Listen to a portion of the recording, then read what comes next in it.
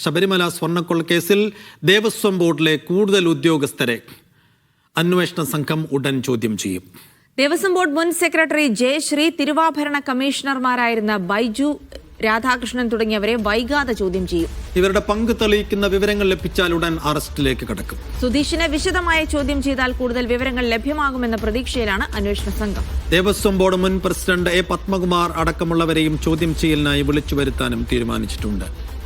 Sijo V ജോണിലേക്ക് പോകണം വിവരങ്ങൾക്കായി. എന്നാലും വളരെ നിർണായകമായ നീക്കങ്ങൾ അന്വേഷണ സംഘത്തിന്റെ ഭാഗത്തുണ്ടാകുന്നു. അധികം സമയമില്ല. സിജോ, അതുതന്നെയാണ് ഇനിയിപ്പോൾ ഹൈക്കോടതി നിർദ്ദേശിച്ച സമയം അതിന്റെ അന്തിമഘട്ടത്തിലേക്ക് അടുത്തുകൊണ്ടിരിക്കുകയാണ്. വളരെ പെട്ടെന്ന് അന്വേഷണം പൂർത്തിയാക്കേണ്ടതുണ്ട്. ഒരുപക്ഷെ തുടക്കത്തിൽ വളരെ പെട്ടെന്ന് അന്വേഷണം നീങ്ങുന്നു എന്ന് പറയുന്നെങ്കിൽ പോലും ഇടയ്ക്ക് എപ്പോഴും ഒരു അന്വേഷണം സ്റ്റക്കായതുപോലുണ്ട്. ഇനി പത്മകുമാറിലേക്ക് അടക്കം ഇപ്പോഴും അന്വേഷണം എത്തിയിട്ടില്ല. പ്രതിപട്ടികയിലുള്ള ആളുകൂടിയാണ്, എന്നിട്ട് പോലും അന്വേഷണം എത്തിയിട്ടില്ല എന്നുള്ളത് കൂടിയുണ്ട്. അപ്പോൾ അത്തരം നീക്കങ്ങൾ വളരെ പെട്ടെന്ന് ഉണ്ടാകുമോ അന്വേഷണ സംഘത്തിന്റെ ഭാഗത്തു നിന്ന്?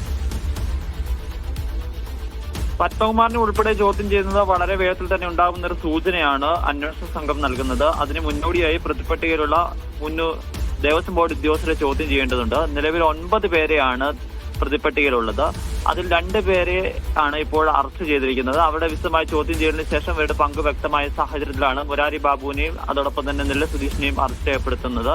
വൈകാതെ തന്നെ ഈ പ്രതിപട്ടികയിലുള്ള മറ്റ് ഉദ്യോഗസ്ഥർ, അതിൽ പ്രധാനപ്പെട്ട ആളുകൾ എന്ന് പറയുന്നത് അന്നത്തെ ദേവസ്വം സെക്രട്ടറി ആയിരുന്ന ജയശ്രീയാണ്. അതോടൊപ്പം തന്നെ തിരുവാഭരണ കമ്മീഷണറായിരുന്ന ബൈജു, രാധാകൃഷ്ണൻ തുടങ്ങിയ ഉദ്യോഗസ്ഥരുണ്ട്. അവരെയായിരിക്കും അടുത്ത ഘട്ടം എന്ന നിലയിൽ വിളിച്ചു വരുത്തുക. ഇവരുടെ ചോദ്യം ചെയ്യൽ പൂർത്തിയായതിനു ശേഷമായിരിക്കും പത്മകുമാർ ഉൾപ്പെടെയുള്ള ആളുകളിലേക്ക് അന്വേഷണം കടക്കുക.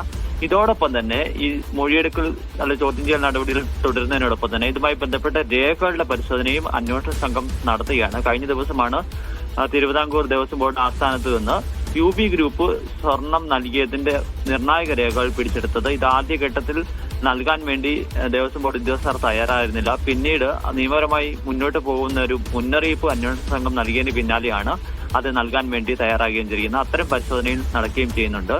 ഇപ്പോൾ നിലവിൽ ഒരു കേസിൽ മാത്രമാണ് ഉണ്ണികൃഷ്ണൻ പോറ്റിയുടെ അറസ്റ്റ് രേഖപ്പെടുത്തിയിട്ടുള്ളത്. രണ്ടാമത്തെ കേസിൽ നാളെ അറസ്റ്റ് രേഖപ്പെടുത്തും. അതിനുശേഷം ഉണ്ണികൃഷ്ണൻ പോറ്റിയെ വീണ്ടും കസ്റ്റഡിയിലെടുത്ത് ചോദ്യം ചെയ്യാനും അന്വേഷണ സംഘം തീരുമാനിച്ചിട്ടുണ്ട്.